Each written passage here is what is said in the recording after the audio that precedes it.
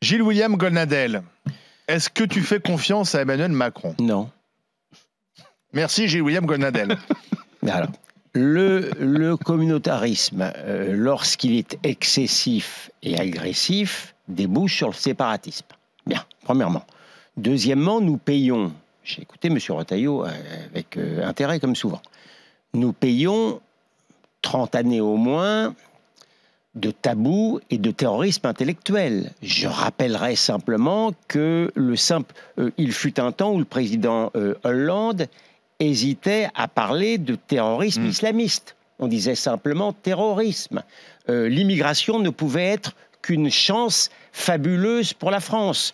On n'avait pas le droit de parler d'antisémitisme islamique, sauf à passer pour raciste, avec évidemment la peur de l'amalgame et de l'islamophobie.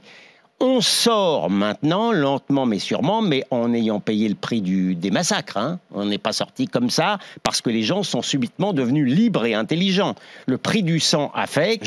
Je rappellerai que la France est le pays le plus touché par les attentats terroristes islamistes en Europe. Hein. Le plus touché. Alors, et il y a toujours cette peur de l'amalgame et de la stigmatisation parce qu'il est une évidence linguistique que dans islamisme, il y a islam. Donc, il faut accepter de dire les mots qui dérangent. Et en même temps, islamique n'est pas une insulte ni une injure. Et je voudrais dire ici que, par exemple, lorsque je vois le président de la Ligue islamique aller à Auschwitz, je me dis quand même qu'il y a des choses qui changent. Donc, il ne faut pas non plus être négatif forcément. Mais être dans un repli religieux, est-ce que forcément c'est grave pour le pays, en fait, de vouloir finalement appliquer sa religion d'une façon assez stricte, du moment que ça n'en pas les autres? Moi, je suis très sincèrement, je suis communautariste. Très attentif sur les problèmes de religion. Je ne veux pas que, en essayant de brider trop une religion, on crée un risque de défense ou de défi. J'en arrive à M. Macron. M. Macron n'est certainement pas le responsable du communautarisme excessif, agressif et du séparatisme. Non, parce qu'il est dénoncé depuis des années, tu le dis. Il est dénoncé depuis des années, notamment par celui qui vous parle. Et lorsque je le dénonçais il y a à peu près 10 ans, je ne jouissais pas forcément d'une popularité exceptionnelle. Bien. Aujourd'hui, M. Macron, même s'il n'est pas responsable, depuis 3 ans, il n'a pas brillé, M. Macron.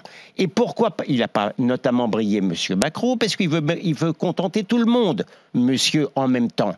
Je ne suis pas sûr, pour dire les choses comme je les pense, que pour lutter contre le séparatisme, M. Macron soit le mieux indiqué. C'est celui quand même, au début, lorsqu'il était sur l'Olympe et qu'il était pour le programme des banlieues, juste à côté de M. Yacine Bellatar, et à côté de M. Jean-Louis Borloo, il expliquait qu'un mâle blanc ne pouvait pas commander un rapport sur le banlieue à un autre mâle blanc. Belle idée pour justement lutter contre le séparatisme et l'obsession de l'origine.